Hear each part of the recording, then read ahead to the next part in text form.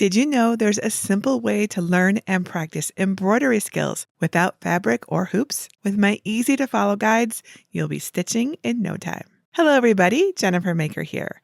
It's a beautiful day to learn how to make these adorable paper embroidery cards.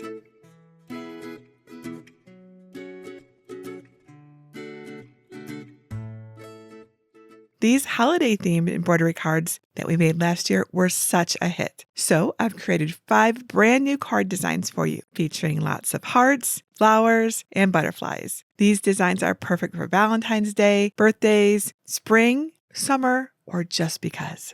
You just need some heavy cardstock and colorful embroidery floss to make these beautiful cards. I'll even teach you how to add accent beads and embellishment layers for a bit of flair. Some standard embroidery and paper crafting tools will come in handy, and our Cricut cutting machine will cut the tiny holes in our cardstock so they perfectly match our stitching guide. Everything you need is linked on my blog at jennifermaker.com/715. You can also download my free design files and guide for this project, plus see written instructions with helpful photos and tips too. There are SVG and DXF files that you can use with a cutting machine, as well as PDF files so that you can print and cut by hand. So pick your favorite design and cut it from heavy cardstock. I'll show you the cutting process later, but let's just jump to the fun part, the embroidery. The cardstock full of holes will be confusing at first, but that's why we have the guide PDF. Each design has a reference sheet that will follow, so be sure to print yours out and keep it handy. Each design is a little different, but the basics are the same. My heart design is the easiest to make, so we'll start there. Then we'll jump to the wreath to learn everything we need for the others. Embroider the heart. Here are our heart pieces. We'll embroider the main card with the embellishment piece on top, then use this rectangle to hide the back of the embroidery when we're done. Keep your guide nearby for quick reference. White floss over the red glitter embellishment piece really stands out. So cut about 18 to 24 inches of the floss. You can cut it shorter if this feels too long to manage. Then thread the floss through the embroidery needle's eye. If you have difficulty with this, a threading tool helps here. Push the threader's loop end through the needle's eye. Slide your thread through the loop and then pull everything back through the eye. Then tie a knot about 1 inch from the end farthest from the needle. Line up the embellishment piece's holes with the holes on the card. On your guide, find hole number 1. Hole 1 is always labeled green, and the last hole is always labeled red.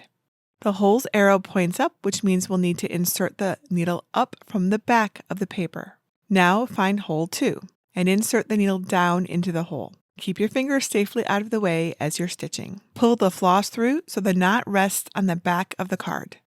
Don't pull too hard, or the knot will come through. You can use your finger to keep it in place. Then follow the guide to go up to hole 3, pulling your floss all the way through. Your next hole, hole 4, is the same as hole 2. So 2 stitches go down through the same hole. As you can see on your guide, all of the inner heart's holes have 2 to 3 stitches each. These areas of the design are very delicate, so take extra care to thread the holes gently. Now follow the guide to thread hole 5 to hole 120 with long, straight stitches, carefully making your way around the heart without tearing the center. Now let's tie off the floss. Flip your card over and remove the needle. Then tie a loose knot in the floss. Place the end of your needle in the loop of the knot and slide it close to the cardstock. Hold the strands in place with the needle while you pull the tail to tighten the knot. Trim the excess floss to about 1/8 of an inch long. You can use this method to tie off your floss when it's too short to finish threading a section, too. And now you're finished. Here's how my completed heart embroidery looks. Now that we have the basics down, let's add a few more skills. Grab the wreath card pieces, supplies, and the embroidery guide. We have 3 major design parts: the flowers, the leaves, and an optional bead for the flower centers. The numbers and arrows are the same as before, but now there is an asterisk in our guide to show us where we can add beads. There's also a loop label, which I'll explain in just a moment. For now, let's start stitching, and we'll work the new skills in as we go. I'll use green floss for the leaves and alternate blue and yellow for the flowers. Let's embroider a flower first. Prepare your needle with blue floss. Then thread your first 2 holes just like I showed you before. Follow the guide to stitch the top parts of the flowers until you get to hole 13. Here's our first new skill, a loop. To thread a loop for the petal's bottom stitch, insert the needle under the strand of floss between holes 1 and 2. Then insert the threaded needle down into hole 14. The loop stays in place and it looks so cute. Repeat the stitch to thread the remaining petal bottoms, continuing from hole 15, until you come up to hole 25.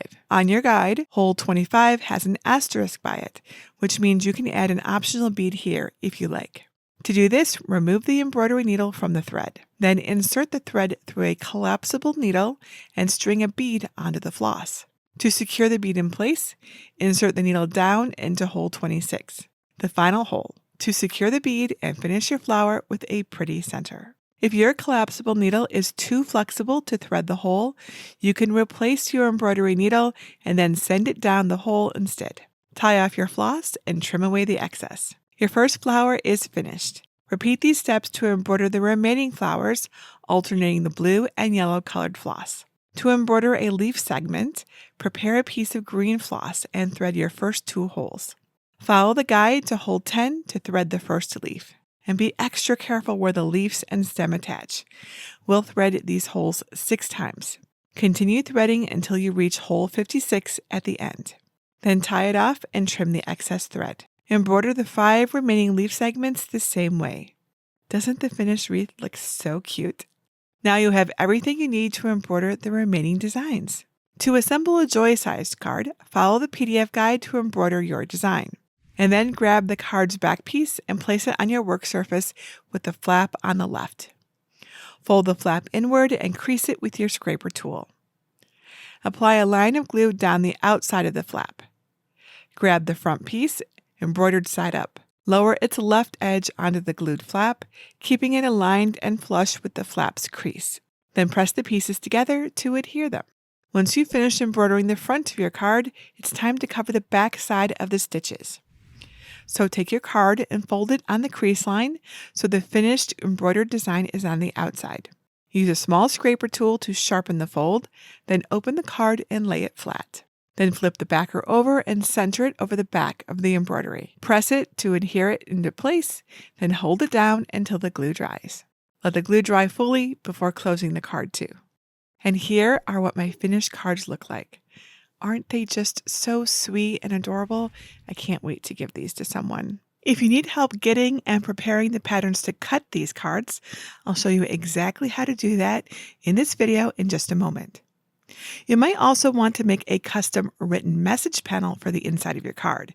It's fun and easy to have your machine write out your messages for you in your cards. If you'd like to learn how to add a custom pen-written message to your card, I can show you how to do that in my advanced program at jennifermaker.com/advance. My step-by-step workshop teaches you how to create a perfectly sized message panel to fit the inside of any card. And you'll learn how to use Cricut Design Space's features with your machine's compatible writing tools to create an amazing personalized message. The advanced program is all about taking your crafting skills to the next level. You'll learn how to create unique, one-of-a-kind designs with step-by-step workshops and fully customizable templates. As an advanced member, you'll also enjoy exclusive early access to my huge library of designs, projects, and resources in an easy-to-use, ad-free learning environment, all designed to inspire and empower your creativity. And the best part, you'll join a vibrant community of over 13,000 passionate crafters just like you. You get fun monthly challenges to keep you motivated and engaged, and become part of a circle that will celebrate your successes with you. Whether you're perfecting your skills or discovering new techniques, this program is designed to help you shine. Now, enrollment may or may not be open when you see this, so don't wait. Visit jennifermaker.com/advance to learn more and see how you can join today. We can make amazing things together. All right, so if you need help cutting these cards out on your Cricut, let me show you how that works right now. First, download my free designs at jennifermaker.com/715. You can either download right from that link by saving the project or download from my entire free design collection. To find it, look for Libraries in the red bar at the top, and then click either Get a Password if you don't yet have one, or click Enter the library. Search the page for design number 715 and click the link to download the designs. And if you're not sure how to do any of that, visit jennifermaker.com/svgs to learn how to download and unzip files. The SVG folder contains 5 embroidery card designs. There's a wreath, small hearts, a big heart, daisies, and butterflies. There are score and no score versions of all 5 designs.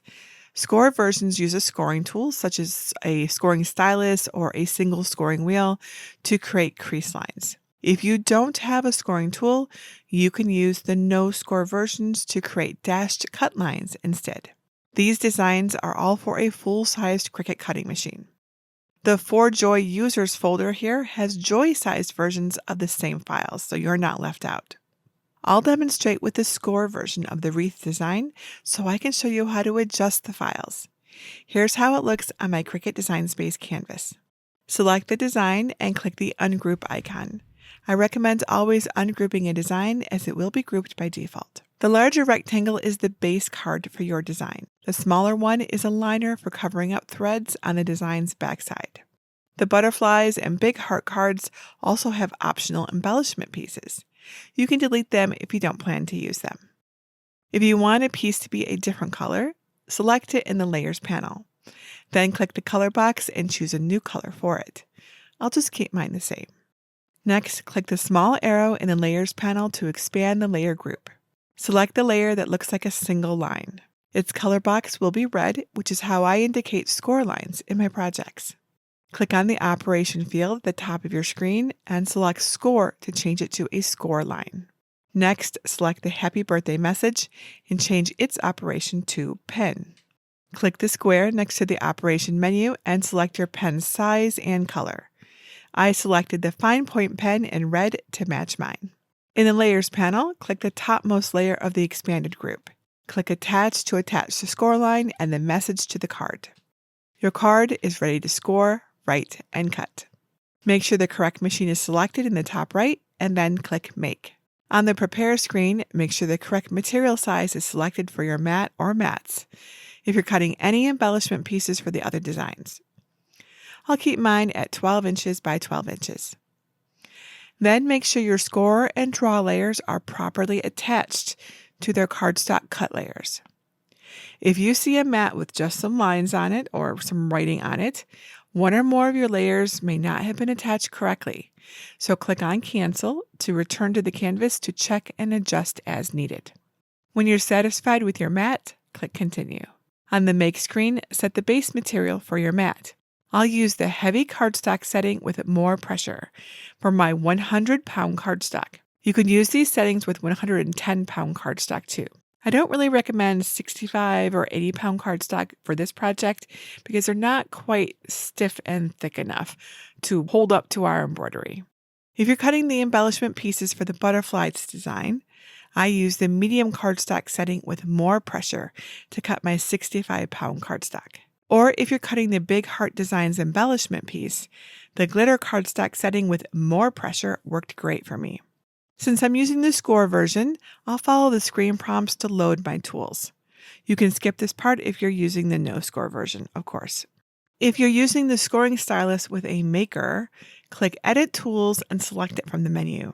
You can also use a scoring wheel if you have a Cricut maker. Just insert it into the correct clamp when prompted. Place your heavy cardstock on a very sticky green standard grip machine mat or on a purple strong grip machine mat. Use a brayer to make sure it's fully adhered. Check that your premium fine point blade is clean and in the correct clamp, and then insert your scoring stylus into the other clamp. Press the flashing load button to load the prepared mat into your machine, and then press the flashing middle button to begin cutting. When you're prompted, remove your scoring tool. Then take your fine point pen and place the cap on the back so you don't lose it. Test the pen on scrap paper to make sure it flows. Then load it and press the middle button to resume cutting. When it's finished cutting, don't unload your mat right away. Instead, I recommend making 2 passes for heavy cardstock before checking the material. Remove the pen from the clamp so it doesn't write again. Be sure to put the cap back on it. and then press the middle button again for a second pass. The Cricut will prompt you to add the scoring tool and pen again, but just leave them out. Once the second pass is complete, before unloading the mat, use your weeding tool to peel back a corner of the material to make sure the cut went all the way through. If it didn't, smooth the material back down into place and press the middle button again for a third pass. If you're using 65-pound or glitter cardstock, you can check the cuts after the first pass. And since glitter can stick to the blade and cause trouble on your future cuts, I recommend cleaning your blade after each sheet of glitter cardstock. You can take the housing and blade out of the clamp, press down on the plunger, and carefully poke the blade into a ball of aluminum foil several times. You can also clean it with a lint-free cloth and isopropyl alcohol, or use an alcohol wipe. However you clean your blade, be careful because it's sharp. Once the material is cut all the way through, unload your mat. Flip it over onto your work surface and roll the mat back to release the material. If you have any issues with your cuts, check out my intricate cuts tutorial at jennifermaker.com/intricate cuts on Cricut. Use a scraper tool to push any leftover bits of material off of your mat between cuts. If any cardstock stays attached to the tiny holes, use a piece of rolled up painter's tape to pull them out. You can also use your needle or weeding tool to carefully poke them out. And now your card is ready to embroider. And here are all of my embroidered cards. They all look so great. It's hard to choose a favorite. I think anyone would be really excited to receive one of these hand embroidered cards. And if you'd like to make your own envelopes for your embroidered cards, you can. Follow my envelope tutorial at jennifermaker.com/how-to-make-an-envelope. You can mail the large cards in an A7 sized envelope, but the Joy sized cards are better for hand delivery. If you'd like to add a written message with your Cricut, don't forget to check out the Advanced program. I have lots and lots of other ways that you can use your Cricut pens to personalize your projects in there as well. And if you want to make this card, but you don't have a Cricut cutting machine to cut out all these tiny holes, I have a solution. I do a regular giveaway over on my blog at jennifermaker.com/Cricut giveaway. Get all of the details and enter for your chance to win. And if you have any Cricut or craft-related questions that I can help you with, just leave your question below this video or ask in our awesome Cricut Crafters group at jennifermaker.com/Cricut Crafters.